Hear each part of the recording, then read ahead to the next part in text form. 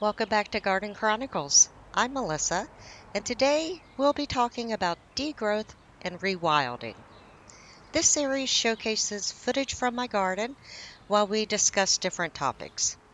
I started this garden last year, planting native plants and rewilding some areas. You probably noticed that we are experiencing a bit of a dry spell here. The grass is brown, but not everything is dead. In the old days, this garden would be pretty lifeless right now. Really shows the importance of biodiversity, like we talked about last time. Okay, so why degrowth and rewilding? Let me explain. On the first day of summer, people around the globe participated in Show Your Stripes Day. It's a day used to raise awareness about climate change by using climate stripes. This happens every year, and the color of the stripes symbolizes increasing temperatures over the past 100 plus years. And people were encouraged to show the stripes for their country and to start a conversation about what they were seeing. The graphs that you are seeing now, um, they're really a haunting reminder of the climate crisis. It's painfully evident that our current trajectory is just unsustainable. But within this realization lies the potential for transformation. Honestly, guys, we really need to embrace ideas that they seem radical, but I promise you they're not. This is a serious discussion on the path to a sustainable future. Please watch this whole video and then give your thoughts in the comments below. So obviously, I still believe we need to embrace a lower impact lifestyle. Lower impact living calls upon us to reassess our values, redefine our priorities, and embrace a lifestyle that respects the limits of our planet. Lower impact living means a deliberate shift towards simplicity, frugality, and mindful consumption. But lower impact living is just the beginning. We really also need to talk about degrowth.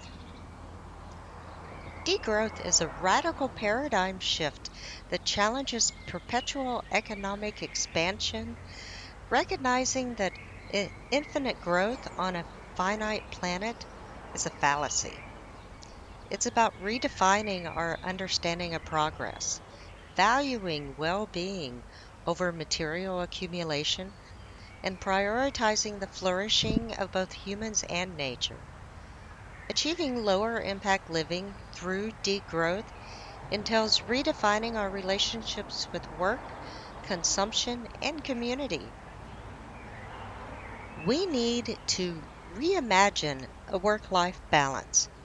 So instead of measuring success solely based on productivity and economic output, degrowth emphasizes the importance of leisure time, personal fulfillment, and meaningful relationships. We need to reduce the emphasis on long working hours and foster a culture that values free time, creativity, self care. This gives people more time for personal growth, community engagement, and pursuing activities that actually bring them joy. Degrowth also encourages a shift from a culture of material accumulation and conspicuous consumption to one that values sufficiency and quality of life. This means reevaluating our needs and desires, distinguishing between genuine necessities and manufactured wants. By embracing conscious consumption, such as repairing, sharing, and buying secondhand goods, we can reduce waste, conserve resources, minimize our ecological impact, and keep our money out of undeserving hands. Degrowth involves strengthening local networks and promoting a sharing economy. Building resilient and self-reliant communities enables us to reduce our dependence on global supply chains and prioritize local production and consumption. By engaging in community-supported agriculture, participating in skill sharing initiatives, supporting local businesses, we create stronger social ties, promote economic diversity, and reduce the carbon footprint that's associated with long distance trade. So, yeah, degrowth, absolutely necessary. But it's not enough. That's why I'm also a supporter of rewilding projects, large and small alike. So, what is rewilding? At its core, it's ecological restoration. So, the goal is to bring back the balance and the resilience of the ecosystems by reintroducing native species and allowing the natural processes to flourish.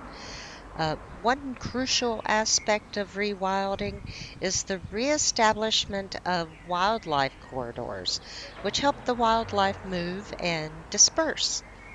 So, by connecting fragmented habitats, we enable the wildlife to roam and migrate freely, uh, which promotes genetic diversity and enhances ecosystem functioning.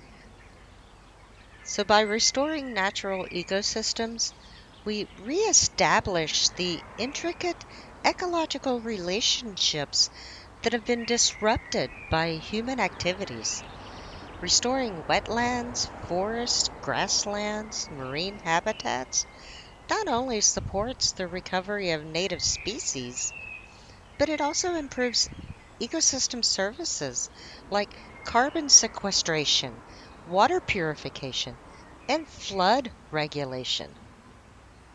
So, when applying rewilding to our own backyards, uh, you're basically transforming the space into a more natural and ecologically vibrant environment.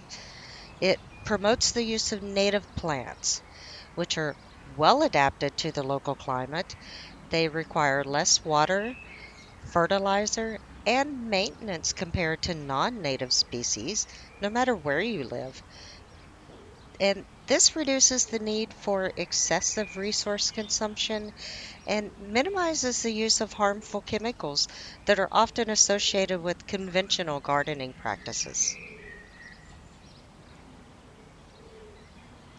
Also, rewilding creates habitats that support a diverse range of wildlife, including pollinators, birds, beneficial insects, small mammals. We have hedgehogs here. I want a hedgehog in my yard. By providing these creatures with food, shelter, and nesting opportunities, we contribute to the conservation of local species and help restore ecological balance. This, in turn, can lead to reduced pest problems and a healthier overall ecosystem. These solutions, lower impact living, degrowth, rewilding, they demand profound changes on personal, societal, and systemic levels. They require us to challenge the status quo and to forge a new path towards a regenerative future. I beg you, please take action today. Subscribe to this channel. Join me on the journey to a lower impact life. The road ahead, it might be challenging, but the rewards, restored ecosystems, thriving communities, a sustainable future, these are beyond measure.